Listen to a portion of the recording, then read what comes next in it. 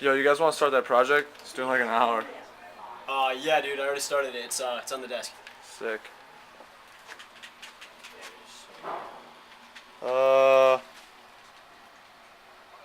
Think I got a better idea.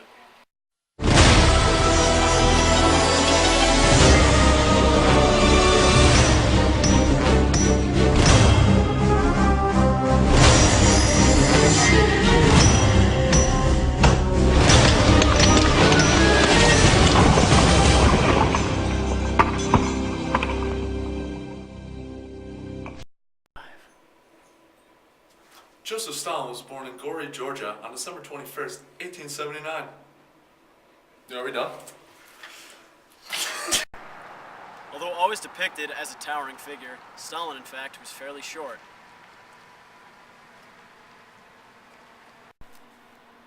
Joseph Stalin's mother was very religious. She encouraged him to go to Tiflis Theological Seminary.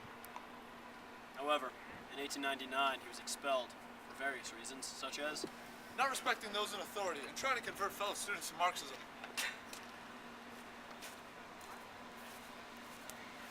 Go. after an unfortunate spell of unemployment, Joseph Stalin began to write articles for the socialist Georgian newspaper Zola Karma Vladimir newspaper.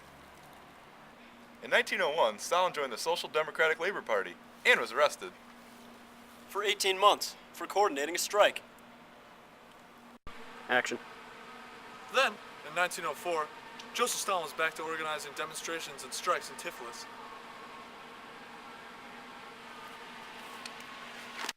Vladimir Lenin was impressed with Stalin's achievements and in 1905 invited him to meet with him in Finland.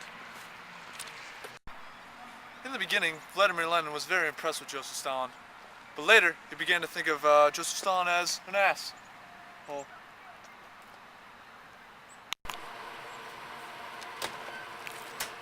Stalin then wrote an article encouraging peasants to take over land for themselves. In 1917, Lenin rewarded Stalin for his support of the October Revolution by appointing him Commissar of the Nationalities. Go. this job gave Stalin power over nearly half the country's population due to the high amount of foreigners.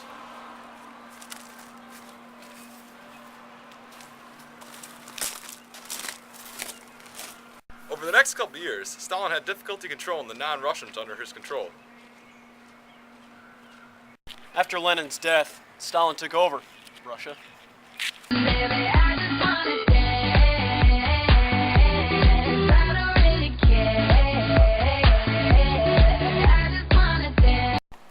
Joseph Stalin was a leader of the Soviet Union and Communist Party from 1929 to 1953. He used ruthless methods to consolidate his power and ruled the Soviet Union by terror. His actions shaped the relationship between the United States and Soviet Union, leading to the Cold War after World War II. During the 1930s, Stalin collectivized all private farms in the Soviet Union and in the process sent millions of farmers into exile. He embarked on a process of Russification, which put minority nationalities under strict control of the national government. In 1939, in concert with the Nazi government of Adolf Hitler, Stalin invaded eastern Poland. In 1940, he conquered the Baltic countries of Estonia, Latvia, and Lithuania. Stalin also encouraged the growth of communism throughout the world. The Communist Party of the United States grew rapidly during the Great Depression of the 1930s, in the process raising questions whether the party was a mere tool of Stalin and the international communist movement. As a result of concern about communist subversion, Congress enacted the Smith Act in 1940. The legislation required aliens to register and to be fingerprinted by the federal government. More importantly, the act made it illegal not only to conspire to overthrow the government, but to advocate or conspire to advocate its overthrow. The U.S. Supreme Court upheld the constitutionality of the act in Dennis versus United States. Stalin's 1939 non-aggression pact with Hitler proved futile. Hitler invaded the Soviet Union in 1941. Stalin then aligned the Soviet Union with the United States and Great Britain in World War II. When the war in Europe ended in 1945, the Soviet army occupied Eastern Europe and a large part of Germany. Stalin ignored agreements between the Allies and proceeded to impose communist rule on these occupied countries.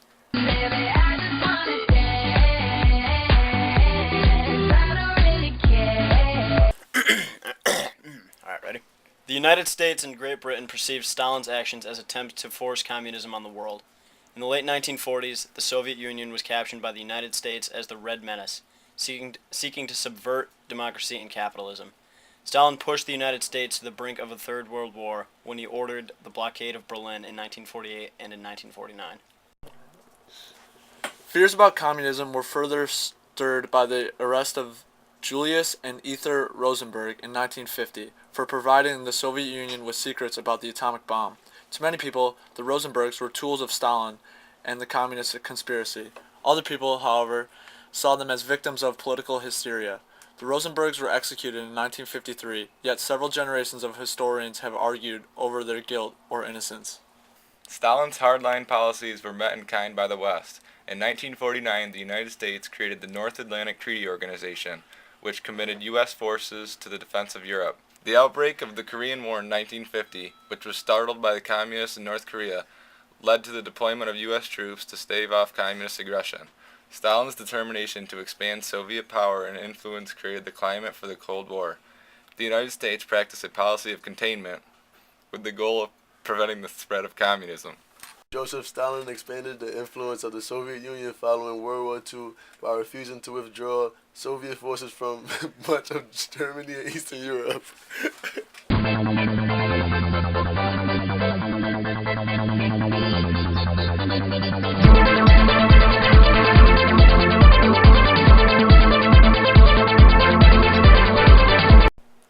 In his later years, Stalin literally wrote the Soviet history books, turning himself into a heroic, godlike figure. those who opposed him were exiled to Siberian labor camps or executed. Always suspicious of those around him, in 1953 he prepared to purge more party leaders. His plans were cut short, however, when he suffered a brain hemorrhage and died on March 5th, 1953, in Moscow. Stalin's methods were replicated by later Soviet leaders. The demise of European communist regimes in the 1980s and the collapse of the Soviet Union in the 1990s signaled the end of Stalinism. How can you even say that? Because, Lois, Meg tells a story that makes you want to blow your brains out. Stewie just sits there, and Chris is always leaving his Russian mice around. Get out of here! Okay, you don't have to yell. Let us go find Das Vagina. I wonder what people think of Joseph Stalin today. Let's find out. Joseph Stalin, the man who led Russia to victory in the Second World War and transformed the country into one of the most powerful in the world, is still regarded by many as a hero. Now, what is, of course, missing in this picture is Stalin the Butcher, is the years, the decades of terror, is millions of people executed and people who died in the labor camps. Well, somehow the two are barely compatible, and this is why, deplorably so, the image of Stalin the Butcher and the memory of the terror is being pushed aside. Stalin is accused of being behind the killing of millions of his own people and sending many to forced labor camps. Yet on the streets of Moscow, there's an understanding why he would come close to topping the poll. In principle, I can agree with that. He might have done a lot of terrible things, but our country needed such a person at that moment. It's hard to find statues of Stalin in Moscow. This is one of the last tucked away in a quiet corner of a very quiet park. What this poll shows is that while many people regard him as a monster, there are many more who believe that Stalin is a Russian hero. Stalin was an important figure in history because although he killed millions of people, he industrialized the Soviet Union, and he was a large political player on the global scale, involved in World War II and almost caused World War III. And his effects are still being seen today in the communist world.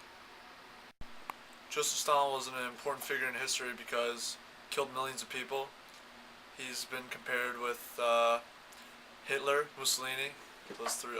He's like one of the big three dictators. And although he industrialized the Soviet Union, it was at the expense of millions and millions of people. Joseph Stalin, communism. Joseph Stalin. Wow. Without Stalin, there'd be no communist Russia. Call of Duty Black Ops just wouldn't exist. That'd be terrible.